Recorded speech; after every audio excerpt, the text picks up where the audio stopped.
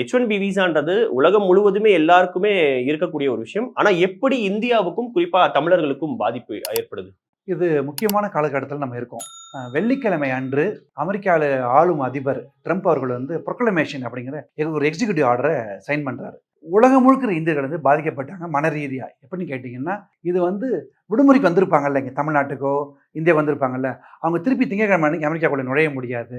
இந்த பயம் இந்த வந்து இந்திய மக்களை 2 நாட்களாக பெரிய லெவலில் பாதிப்படைய செஞ்சிருச்சு. ஏன்னா, ஒரு திருமணத்துக்கு வந்திருப்பாரு. இன்னும் சொல்ல போனால் ஒருத்தர் வந்து தாய் தந்தை இறந்த பிறகு வந்திருக்காரு, அப்பா அம்மா இறந்து போயிட்டாங்க, வந்திருக்காரு.